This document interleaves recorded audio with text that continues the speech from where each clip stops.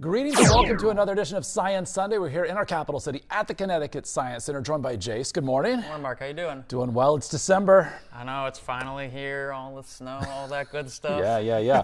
And on the topic of weather, we have a demonstration related to the atmosphere. Yeah, so a device that I'm sure you're probably well versed with, but we're going to make our own barometer today. All right, so this is something folks can do at home? Yep, this is a great at-home experiment and something you can keep track of and kind of do like your own weather research at home too. Perfect. So barometers, they help us measure air pressure, or we're going to have sunny or rainy days. But now we're in December, mostly snowy days, right? So pretty simple. All you're going to need is a balloon. You are going to cut the balloon, so I pre-cut this one, but you kind of just want to cut the end off so you can make like a little hat almost. Gotcha. You'll need a jar. I recommend a mason jar, but you can use any type of cup jar, anything that you can stretch this balloon so it's flat and nice and tight on top. Does it need to be glass? Can it be plastic? It can be, I like using glass just because glass is a little sturdier than plastic, but I've seen people also do this experiment with like the red Solo cups, things like that. So kind of whatever you have on hand. Gotcha. So once you cut your balloon, you're just gonna stretch it over the top. And again, you wanna make sure you try and get it so it's nice and tight on the top. So that way you get an accurate reading. This one's, there we go. Then once you get it nice and tight, I like to throw a rubber band on just to make sure it stays in place, doesn't go anywhere. Okay. And the last thing you'll need for your barometer is some sort of like straw, pencil, or like a wooden dowel, something you can put on to almost act like a little hand. Okay. Because what's gonna happen is it's gonna move up and down.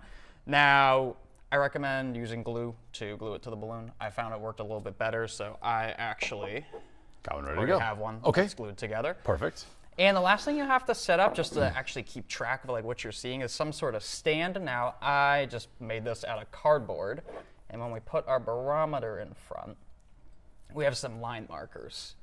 Now, you can probably see right now that it is pointing above where the middle marker is. Now, I actually made this barometer on that first snow that we got, that kind of like sleet snow day. So my barometer is going to be a little off in the middle. But what happens is when it's like rainy, snowy, we have those low pressure systems. Right. So what's happening is the air is actually going to rise up and push up on the balloon. So it's going to push the straw down. So the farther down it is, we probably have a low pressure system day. Probably got some sort of rain. Some sort of unsettled weather. Yeah. Yes. And then our high pressure days, or, you know, sunnier, brighter, nicer days out, the balloon's actually going to deflate a little bit because our air is going to come down. It's going to cause the straw to stick up, kind of like we see now. So when we're recording, we're the day after the snowy day, our straw is now higher than where this middle part was when we made this on a low pressure day. Because on days with high pressure, we have sinking air, and that's pushing this up then. Exactly.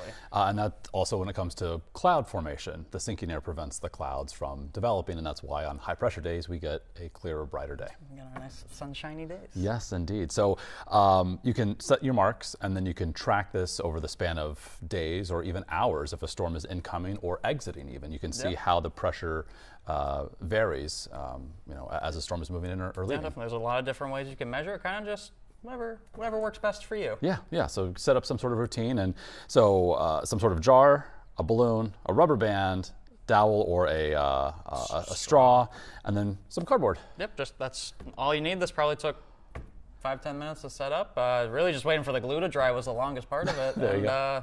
Now I can measure the pressure. Excellent. Good stuff. And on the topic of things handmade, yes, you guys have a really cool thing happening here at the Science Center next weekend. Yeah, so we're actually having a handmade holiday bazaar.